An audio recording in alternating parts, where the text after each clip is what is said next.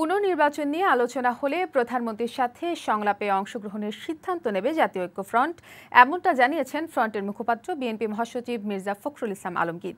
সিলেটে হযরত শাহজালাল রহমতুল্লাহর মাজার জিয়ারতের পর সাংবাদিকদের তিনি এই কথা বলেন। ঐক্যফ্রন্টের ঐক্য অটুট আছে বলেও জানান তিনি। বিউটি সমাদ্দারের প্রতিবেদন।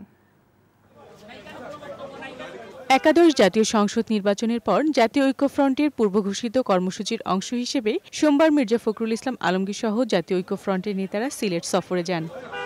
সিলেটে পৌঁছে প্রথমেই তারা হযরত শাহজালাল রহমতুল্লাহের মাজার জিয়ারত করেন। পরে মির্জা ফখরুল সাংবাদিকদের বলেন, এজেন্ডা বুঝেই সংলাপের বিষয়ে সিদ্ধান্ত নেবে জাতীয় ঐক্যফ্রন্ট। জামাত ঐক্যফ্রন্টে থাকবে কিনা জানতে চাইলে মির্জা ফখরুল বলেন, এ বিষয়ে এখনো কোনো সিদ্ধান্ত হয়নি, তবে জাতীয় ঐক্যফ্রন্ট এখনো অটুট আছে। একটা নির্বাচন যেখানে জনগণকে তার অধিকার প্রয়োগ করতে দেওয়া হয়নি, তাহলে নিঃসন্দেহে তিনি সেই এজেন্ডা জানাবেন যে আমরা এই এজেন্ডা আলোচনা করতে চাই, তখনই আমরা সেই বিষয়ে বিবেচনা করব। পরে শাহপাওরান রহমতুল্লাহর মাজার জিয়ারত শেষে ঐক্যফ্রন্টের নেতারা বালাগঞ্জে নিহত ছাত্রদল নেতা সোহেলের বাড়িতে যান। সোহেলের মা সহ পরিবারের সদস্যদের সঙ্গে দেখা করে সান্ত্বনা জানান। সেখানে আয়োজিত শোকসভায় মির্জা ফখরুল বলেন, আওয়ামী লীগ এতটাই দুর্বল হয়ে গেছে যে তাদের এখন পুলিশ দিয়ে ক্ষমতা ধরে রাখতে হচ্ছে।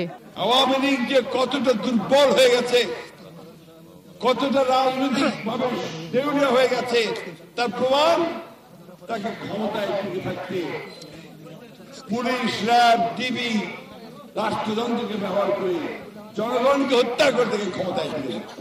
গণতান্ত্রিক আন্দোলন অব্যাহত রাখতে নেতাকর্মীদের ঐক্যবদ্ধ থাকার আহ্বান জানান মির্জা ফখরুল। বিউটি সমাদ্দার, বৈশাখী সংবাদ।